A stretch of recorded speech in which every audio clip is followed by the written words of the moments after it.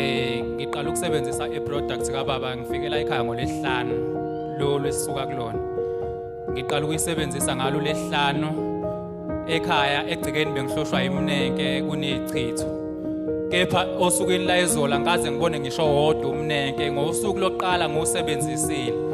Kwathi ngabo 12 ebusuku odongweni lendlu ngangifica imnenke idlidli ihlangene ngangibona ngisho emncane ongeke ukwazi ukuyibona.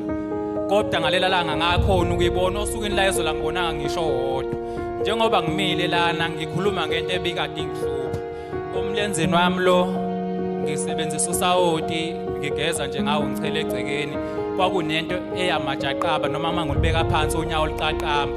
Kodwa kusukela osukwini la ezolo bengazi ukuthi kade ngijima lo mlenzo ngala nje uthense ngazi ukuthi nje kade ngijima bazalwane okusho ukuthi ama products ababa angisebenzelile. This man visited the prayer rooms of Apostle Ipin Ndlovu because he always had continuous cramps that caused his body to have pains, but his feet had the worst pain. He then got himself salt and put it in water and put his feet inside. He said from that day, he never experienced the pain again. The creatures that were also all over his home were gone ever since he sprinkled salt in his yard. Glory be to God. Ngifike la ekhaya ngo-2023 ngoJanuwari izinto endlini zinzima kunzima uba ngidle kubonakala ukuthi solala singadlile nabantwana ngathenga usawuti ngathenga amanzi ngifikile ekhaya ngasebenzisa ngazibona into zami zinhle ngimela nje anginakwa nkinge izinto zami zinhle. In the year 2023, this elderly woman visited Shalom Christian Fellowship Ministries for the first time in search of a change. Things in her life were very bad. Poverty was written all over her face. But she is here with great joy to testify that ever since she received prayers from the apostle, there have been open doors in her life. Ngifike lapha ekhaya qalo January ekupheleni kwaJanuary benesimo emsebenzini ngingafunwa ubasi bese ngibizelwe HR kuthiwa ngizoyo anasibezo sign warning noma bezoxoshwa na. So lonto yenzeka ngoLesihlanu angimemeke uanti wami ohamba la ekhaya size esontweni ngoSunday ngithole masiye fasteleni ngithola ikhandlela elibovu nosawoti kuthiwe in 3 days ngizowubona umehluko. Fike nasebenzisa Sunday Monday mafike emsebenzini yena lo basi sengilindele sihambe siye ku-HR ke ubasi useyangibalekela makufika mina uyahamba makufika mina uyahamba.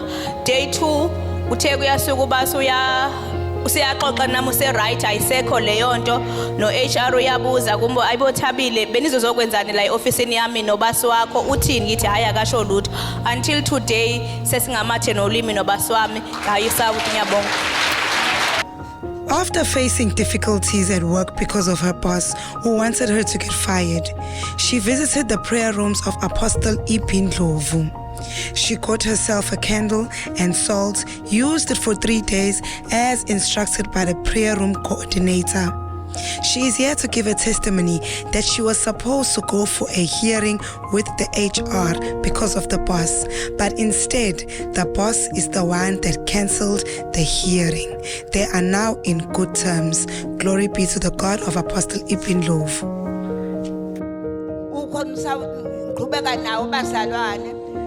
Kwaphuma amasele ayisithupha ekhaya lami ngawazi ukuthi aphuma pha amnyama tebhuke kwasangakusasa ngathatha ichibi ngafuna ukuphalaza ala ngaphuma ichibi leza ngezansi ngahamba ngayo ngingakwazi ukwenzani ngahamba ngaya ngaphandle ngathi mangifika ngaphandle ngakhipha ngazi noma kwakuyigundane noma kwakuyini naye eyayingishala lapha esifubeni kwaphela konke lokho kwaphela ngalelo langa kwaphuma inhliziyo yenkulu ngayibona yaqathaka phansi.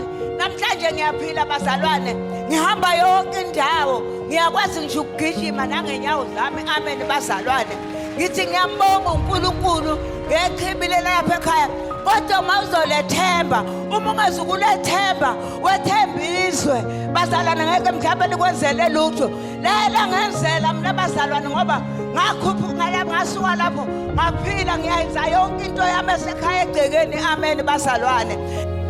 After she visited the prayer rooms of Apostle Ipindlovu, she got herself holy water and drank it every morning. She tells us that she vomited something very strange because she was always ill. After that, she went to the toilet, and when she got there, something strange came out of her that looked like blood clots. Ever since all of this has been happening, she has been healed instantly. Glory be to God. I-testimony yami ithe ukumixeka kancane ngifike la ekhaya ngesonto ngiqala ukufika ngesonto edlule ngizokhonza shuthi bengigula nginemapenzi la nasebheki ngingekho right ngisengiqala ukuphelelwa ngisho namandla shuthi ngafika la ekhaya ubaba wafike wangithandazela kwabe ngazuthi ngiba right ngaba right nje ngesonto kwaba umsomluko ntambama lapho uyidemoni ngoba liyalwa kuphela idemoni alokhusi ngase ngiphinde ngiyabuya futhi ngolwesibili ke enkonzweni la ngolwesibili futhi ngangazi nanokuthi inkonzo ngangithi ngizothenga usawoti ngayithela phezulu kwenkonzo ngase ngiyahlala phansi ngiyakhonza ya kwakhonzwa ke kwafika umampostoli wafike wangikhulekela nga right angiphindanga ke ngazizwa lezo inhlungu uze kube manje shuthi ngesonto ke ubaba uthi manje anobaba uDuma nobaba uDube yebo wayekhulekela usawoti wegceke shuthi ngangenayo imali yokuthenga usawoti shuthi wayesethi nalabo abangenayo imali yokuthenga usawoti abeze bazokhongozela ngeza ke nami ngazokhongozela usawoti ngafika ngachela ekhaya ngizohamba ngolwesibili shuthi ngabuya ke ngolwesine mengibuye ekhaya ngizwa kuthiwa khona ibhodlela mengithi ngiyabheka nanti ibhodlela liboshele entweni phansi livele obala egcekeni ekhaya ngiyabonga ogcobeni lala ekhaya ngibonga kakhulu. This lady got herself the holy salt and made sure that the soil from her yard was prayed for. After a couple of days, she found a small bottle of dirty oil that was dug up in her yard. She says that after finding the small bottle of oil, she never experienced pains in her body. They all just disappeared. This tells us that her illness was not an ordinary one, but it was a spiritual attack. Benginenkinga bekhona umfana engijwayele ukuthi awuthatha izithombe lapha la elontuzaneni workshop shuthi ngayela ngake ngijwayele ukubuya kuyena vele mangidlula mhlawumbe kukhona ngithatha izithombe kuyena shuthi ngelanga ngangivukelwe inyawo wasethi naye ikhuleka ngizokusiza mina ukhona umuntu ongakusiza ukuthi zibohle inyawo zakho kwase ngasi mina ngasizakala kanjani wasethi yena ngihambe ngothenga iproducts ababundlovu ngambuza ukuthi imalini wathi 50 rand ngayithenga bazalane ngathenga irab ya 50 rand ngayirabha inyawo zami mangirabha inyawo kwase busuku ngilele kwakhuluma umuntu wangitshela ukuthi le meqo lengutholile kuwona umeqo omakhelwane ngona umeqo wakude kodwa umeqo ongutholela ekhaya la ngihlala khona futhi wangababona nabantu abangifakele wona lo meqo futhi ke sengiloko ngirabha zabohla inyawo susebebona ukuthi inyawo seyibohlile ngahlaselwa inhlangozo zowuthuka kahle kakumele ngishawe i-stroke ngihlale phansi ngingasebenzi ngenze lutho nganyakazi